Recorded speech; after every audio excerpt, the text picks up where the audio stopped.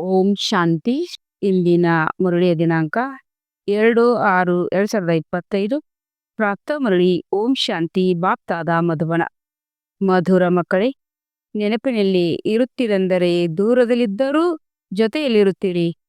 ನೆನಪಿನಿಂದ ಜೊತೆ ಅನುಭವ ಆಗುತ್ತದೆ ಮತ್ತು ವಿಕರ್ಮಗಳು ವಿನಾಶವಾಗುತ್ತವೆ. ಪ್ರಶ್ನೆ: ದೂರದೇಶಿ ತಂದೆಯು ಮಕ್ಕಳನ್ನು ದೂರದೇಶಿಗಳನ್ನಾಗಿ ಮಾಡಲು ಯಾವ ಜ್ಞಾನವನ್ನು ಕೊಡುತ್ತಾರೆ? ಉತ್ತರ: ಆತ್ಮವು ಚಕ್ರದಲ್ಲಿ ಹೇಗೆ ಭಿನ್ನ ಭಿನ್ನ ವರ್ಣಗಳಲ್ಲಿ ಬರುತ್ತದೆ, ಇದರ ಜ್ಞಾನವನ್ನು ದೂರಾಂದೇಶಿ ತಂದೆಯು ಕೊಡುತ್ತಾರೆ.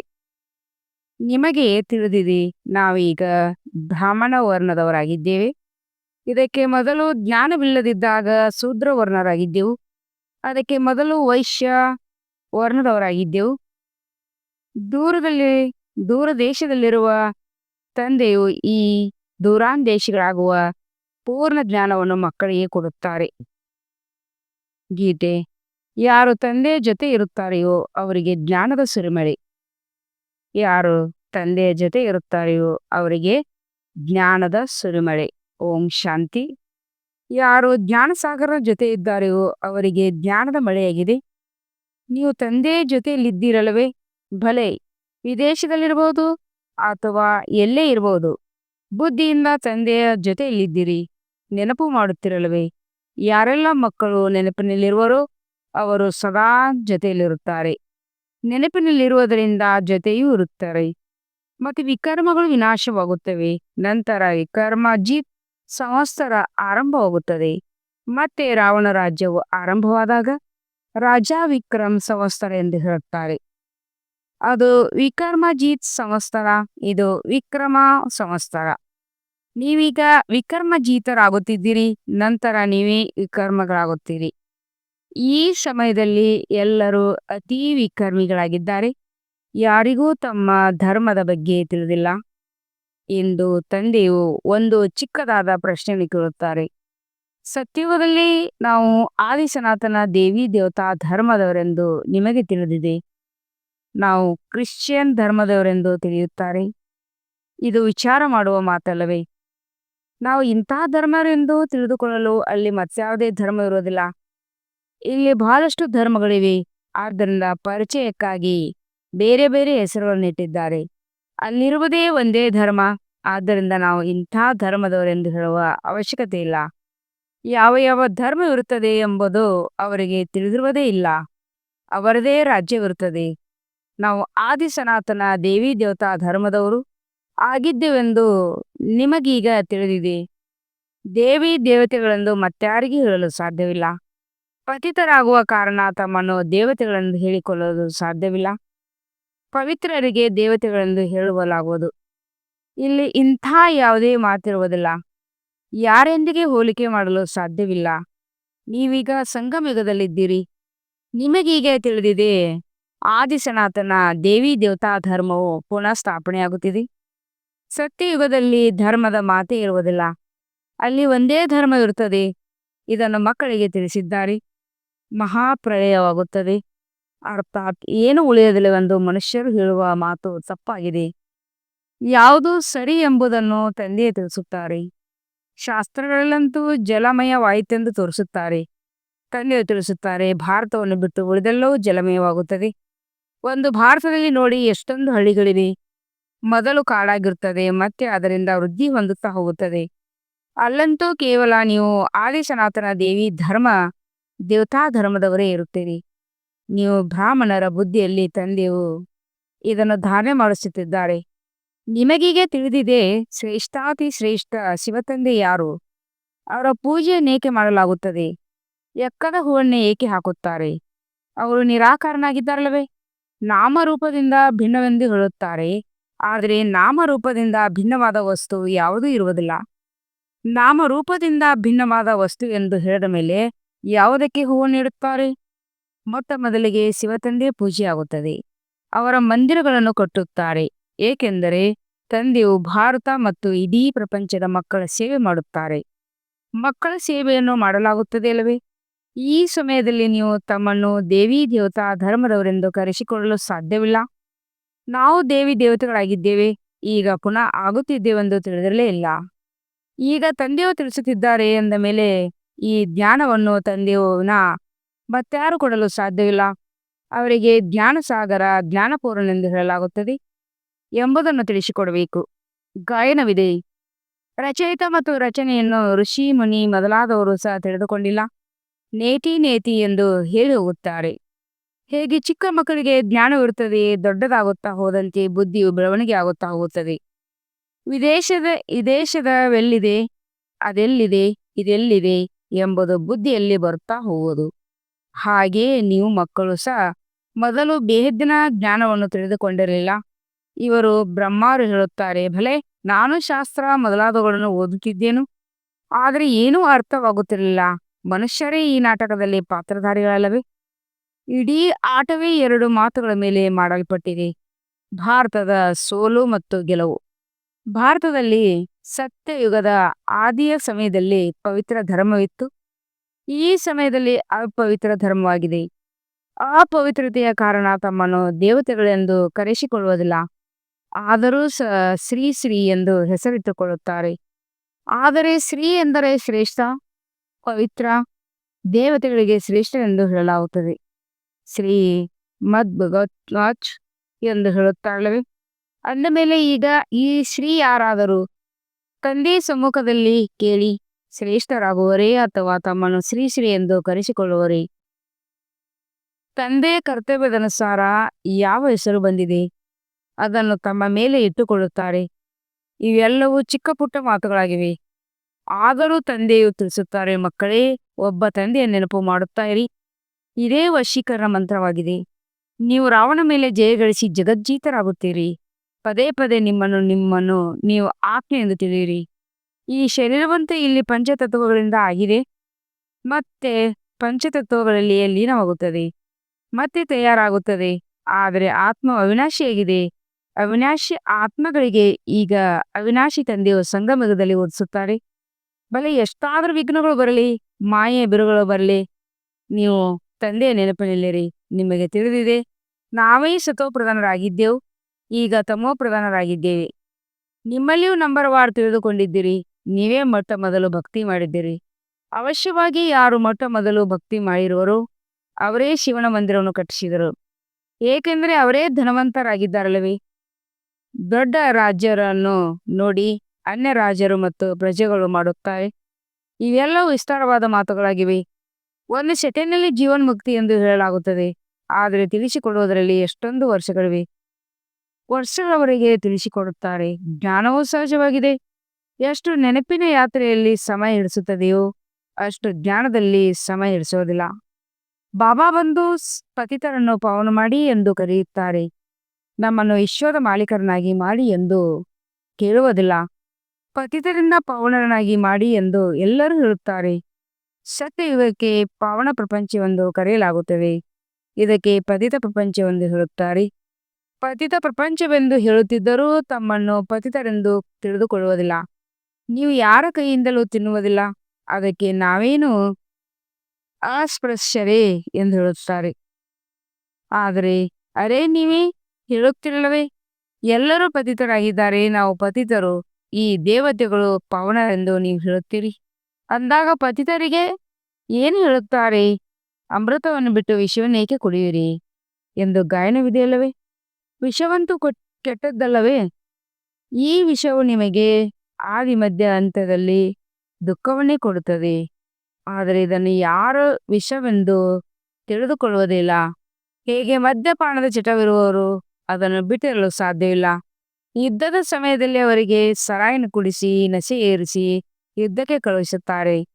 ನಶೆ ಏರಿತೆಂದರೆ ನಾವು ಹೀಗೆ ಮಾಡಲೇಬೇಕೆಂದು ಹಣ ಕೊಡುತ್ತಾರೆ. ಅವರಿಗೆ ಸಾಯುವ ಭಯವೂ ಇರುವುದಿಲ್ಲ. ಎಲ್ಲಿಗಾದರೂ ಬಾಂಬ್ಗಳನ್ನು ತೆಗೆದುಕೊಂಡು ಹೋಗಿ ಬಾಂಬ್ಗಳ ಸಮೇತವಾಗಿ ಬಿಡುತ್ತಾರೆ. ಅಣ್ವಸ್ತ್ರಗಳ ಯುದ್ಧವಾಯಿತೆಂದು ಗಾಯನವೂ ಇದೆ. ಈ ಸತ್ಯವಾದ ಮಾತನ್ನು ಈಗ ಪ್ರತ್ಯಕ್ಷದಲ್ಲಿ ರೂಪದಲ್ಲಿ ನೋಡಿರಿ. ಹೊಟ್ಟೆಯಿಂದ ಒಣಕೆಯು ಬಂದಿತು, ಇದಾಯಿತು, ಅದಾಯಿತು, ನೀವು ಕೇವಲ ಮೊದಲು ಓದಿಸಿದ್ದೀರಿ. ಆದರೆ ಈಗ ಪಾಂಡವರು ಯಾರು, ಕೌರವರು ಯಾರು ಎಂಬುದೆಲ್ಲವೂ ನಿಮಗೆ ಅರ್ಥವಾಗಿದೆ.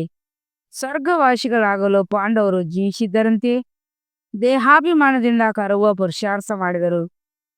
ಅಂದರೆ ನೀವೀಗ ಈ ಹಳೆಯ ಪಾದರಕ್ಷೆ ಶರೀರವನ್ನು ಬಿಡುವ ಪುರುಷಾರ್ಥ ಮಾಡುತ್ತೀರಿ. ಹಳೆಯ ಪಾದರಕ್ಷೆಯನ್ನು ಬಿಟ್ಟು ಹೊಸದನ್ನು ಪಡೆಯಬೇಕೆಂದು ಹೇಳುತ್ತಿರಲಿವೆ. ತಂದೆಯು ಮಕ್ಕಳಿಗೆ ತಿಳಿಸಿಕೊಡುತ್ತಾರೆ. ನಾನು ಕಲ್ಪವೂ ಬರುತ್ತೇನೆ. ನನ್ನ ಹೆಸರಾಗಿದೆ ಶಿವ. ಶಿವ ಜಯಂತಿಯನ್ನು ಆಚರಿಸುತ್ತಾರೆ ಭಕ್ತಿ ಮಾರ್ಗಕ್ಕಾಗಿ.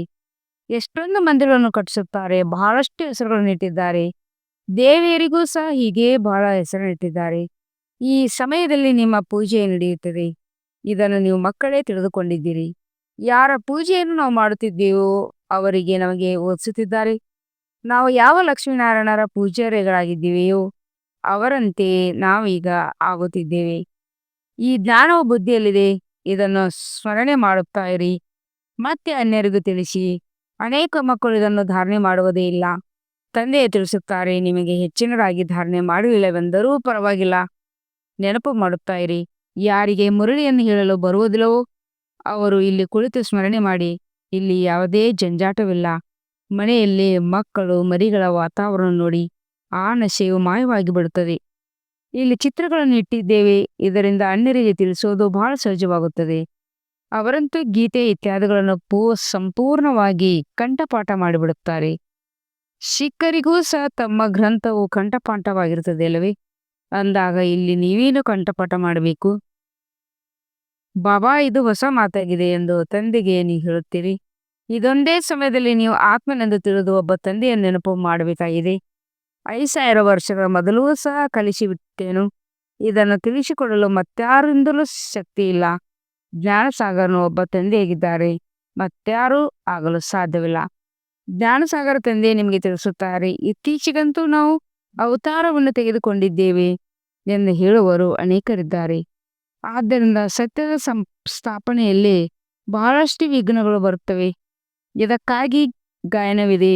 ಸತ್ಯದ ಧ್ವನಿಯು ಅಲಗಾಡುವುದು, ಆದರೆ ಮುಳುಗುವುದಿಲ್ಲ. ಈಗ ನೀವು ಮಕ್ಕಳು ತಂದೆಯ ಬಳಿ ಬರುತ್ತೀರಿ ಅಂದ ಮೇಲೆ ನಿಮ್ಮ ಹೃದಯದಲ್ಲಿ ಎಷ್ಟೊಂದು ಖುಷಿ ಇರಬೇಕು. ಮೊದಲು ತೀರ್ಥಯಾತ್ರೆಗಳಿಗೆ ಹೋಗುತ್ತಿದ್ದೀರಿ, ಆಗ ನಿಮ್ಮ ಮನಸ್ಸಿನಲ್ಲಿ ಏನು ಬರುತ್ತಿತ್ತು?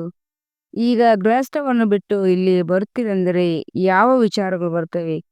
ನಾವು ಬಾಪ್ತಾದರ ಬಳಿ ಹೋಗುತ್ತೇವೆ. ತಂದೆಯು ಇದನ್ನು ತಿಳಿಸುತ್ತಾರೆ. ನನ್ನನ್ನು ಕೇವಲ ಶಿವತಂದೆ ಎಂದು ನೆನಪು ಮಾಡಿರಿ ಹೇಳುತ್ತಾರೆ.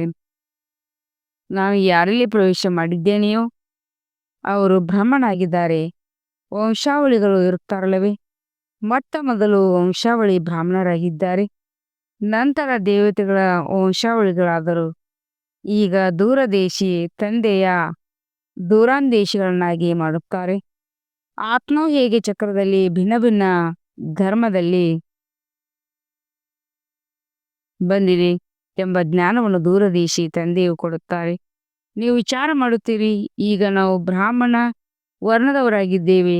ಇದಕ್ಕೆ ಮೊದಲು ಜ್ಞಾನವಿಲ್ಲದಾಗ ಶೂದ್ರ ವರ್ಣದವರಾಗಿದ್ದೆವು.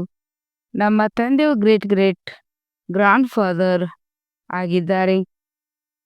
ಗ್ರೇಟ್ ಶೂದ್ರರು, ಗ್ರೇಟ್ ವೈಶ್ಯರು, ಗ್ರೇಟ್ ಶಕ್ತಿಯರು. ಅದಕ್ಕೆ ಮೊದಲು ಗ್ರೇಟ್ ಬ್ರಾಹ್ಮಣರಾಗಿದ್ದೆವು. ಈ ಮಾತುಗಳನ್ನು ತಂದೆವಿನ ಬೇರೆ ಯಾರು ತಿಳಿಸಲು ಸಾಧ್ಯವಿಲ್ಲ. ಇದಕ್ಕೆ ದೂರಾನ್ ದೇಶದ ಜ್ಞಾನವೆಂದು ಹೇಳಲಾಗುತ್ತದೆ. ದೂರಾನ್ ದೇಶದಲ್ಲಿರುವ ತಂದೆಯು ಬಂದು ಮಕ್ಕಳಿಗೆ ದೂರಾದೇಶದ ಜ್ಞಾನವನ್ನು ಕೊಡುತ್ತಾರೆ. ನಮ್ಮ ತಂದೆಯು ದೂರಾನ್ ದೇಶದಲ್ಲಿ ಇವರಲ್ಲಿ ಬರುತ್ತಾರೆಂದು ನಿಮಗೆ ತಿಳಿದಿದೆ. ಇದು ಪರದೇಶ, ಪರರಾಜ್ಯವಾಗಿದೆ. ಶಿವ ತಂದೆಗೆ ತಮ್ಮ ಶರೀರವಿಲ್ಲ ಮತ್ತು ಅವರು ಜ್ಞಾನಸಾಗರನಾಗಿದ್ದಾರೆ. ಸ್ವರ್ಗದ ರಾಜ್ಯಭಾಗ್ಯವನ್ನು ಅರಿಯಕೊಳ್ಳಬೇಕಾಗಿದೆ. ಕೃಷ್ಣನು ಕೊಡುವುದಿಲ್ಲ. ಶಿವ ತಂದೆಯೇ ಕೊಡುವರು. ಕೃಷ್ಣನಿಗೆ ತಂದೆ ಎಂದು ಹೇಳುವುದಿಲ್ಲ. ತಂದೆಯು ರಾಜ್ಯವನ್ನು ಕೊಡುತ್ತಾರೆ. ತಂದೆಯಿಂದಲೇ ಆಸ್ತಿ ಸಿಗುತ್ತದೆ. ಈಗ ಅಲ್ಪ ಕಾಲದ ಆಸ್ತಿ ಮುಕ್ತಾಯವಾಗುತ್ತದೆ.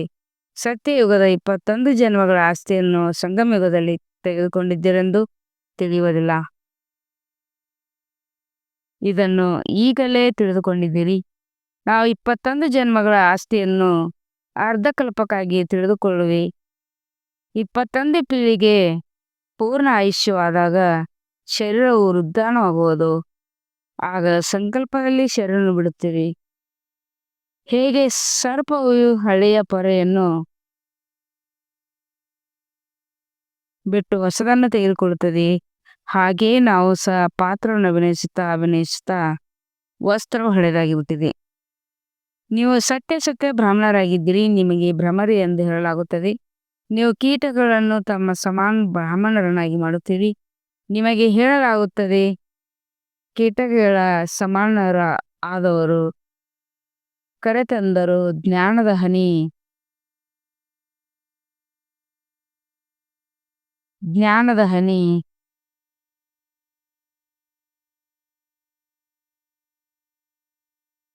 ಕೀಟಗಳು ತಮ್ಮ ಸಮಾನ ಬ್ರಾಹ್ಮಣರನ್ನಾಗಿ ಮಾಡುತ್ತಿವೆ. ನಿಮಗೆ ಕೇಳಲಾಗುತ್ತದೆ, ಕೀಟಗಳ ಸಮಾನರಾದವರನ್ನು ಕರೆತಂದು ಜ್ಞಾನದ ಧ್ವನಿ ಮಾಡಿ ಭ್ರಮರಿಯು ಸಹ ಬುಬು ಮಾಡುತ್ತದೆ.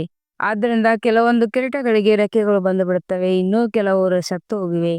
ಇವೆಲ್ಲವೂ ಈಗಿನ ದೃಷ್ಟಾಂತವಾಗಿದೆ.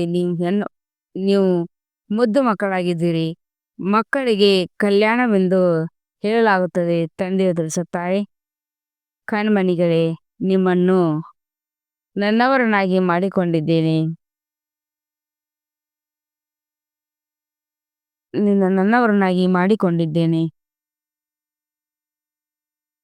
ಆದ್ದರಿಂದ ಮಾಲೀಕರನಾಗಿ ಮತ್ತು ಅಧಿಕಾರವನ್ನು ಪಡೆಯಿರಿ. ಖಜಾನೆಗೆ ಯಾವುದೇ ಬೀಗದ ಕೈ ಇಲ್ಲ. ಆ ಸಮಯದಲ್ಲಿ ಕೇವಲ ಮಾಯ ನೆನಪುಗಳ ಆಟವನ್ನು ಬಿಟ್ಟು ಒಂದು ಸಂಕಲ್ಪ ಮಾಡಿ, ನಾನು ಹೇಗೇ ಇರಲಿ, ಏನೇ ಆಗಿರಲಿ, ಆದರೆ ನಿನ್ನವನಾಗಿದ್ದೇನೆ. ಮನಸ್ಸು ಬುದ್ಧಿಯನ್ನು ಒಪ್ಪಿಸಿ ಸಿಂಹಾಸನಾಧಿಕಾರಿಗಳಾಗಿಬಿಡಿ. ಆಗ ತಂದೆಯು ಸರ್ವ ಖಜಾನೆ ನಿಮ್ಮ ಖಜಾನೆ ಅನುಭವ ಆಗುತ್ತದೆ. हम रूहानी बच्चों की रूहानी बाप दादा को याद, प्यार और गुड मॉर्निंग से नमस्ते नमस्ते, शुक्रिया बाबा शुಕ್ರಿಯಾ, ವಹಾ ಬಾಬಾ ವಹಾ. ಸ್ಲೋಗನ್: ಸೇವೆಯಲ್ಲಿ ಒಂದು ವೇಳೆ ಸ್ವಾರ್ಥ ಮಿಕ್ಸ್ ಆಗಿದ್ದರೆ ಸಫಲತೆಯೂ ಸಹ ಮಿಕ್ಸ್ ಆಗಿಬಿಡುವುದು. ಆದ್ದರಿಂದ ನಿಸ್ವಾರ್ಥ ಸೇವಾದಾರಿಗಳಾಗಿ. ಅವ್ಯಕ್ತ ಸೂಚನೆಗಳು: ಆತ್ಮಿಕ ಸ್ಥಿತಿಯಲ್ಲಿರುವಂಥ ಅಭ್ಯಾಸ ಮಾಡಿ, ಅಂತರ್ಮುಖಿಯಾಗಿರಿ. ಆತ್ಮ ಅಭಿಮಾನಿಯಾಗಲು ಪುರುಷಾರ್ಥ ಮಾಡದೇ ಇರುವಂಥ ಯಾವುದೇ ಬ್ರಾಹ್ಮಣ ಇಲ್ಲ. ಆದರೆ ನಿರಂತರ ಆತ್ಮಾಭಿಮಾನಿ ಯಾವುದರಿಂದ ಕರ್ಮೇಂದ್ರಿಯಗಳ ಮೇಲೆ ಸಂಪೂರ್ಣ ವಿಜಯ ಸಿಗುತ್ತದೆ. ಪ್ರತಿಯೊಂದು ಕರ್ಮೇಂದ್ರಿಯ ಸತೋ ಪ್ರಧಾನ ಸ್ವಚ್ಛ ಆಗಿರುವುದು. ದೇಹದ ಹಳೆಯ ಸಂಸ್ಕಾರ ಸಂಬಂಧದಿಂದ ಸಂಪೂರ್ಣ ಮರುಜೀವ ಆಗಿ ಹೋಗಬೇಕು. ಇದಕ್ಕಾಗಿ ಅಂತರ್ಮುಖಿಯಾಗಿರಬೇಕು. ಓಂ ಶಾಂತಿ.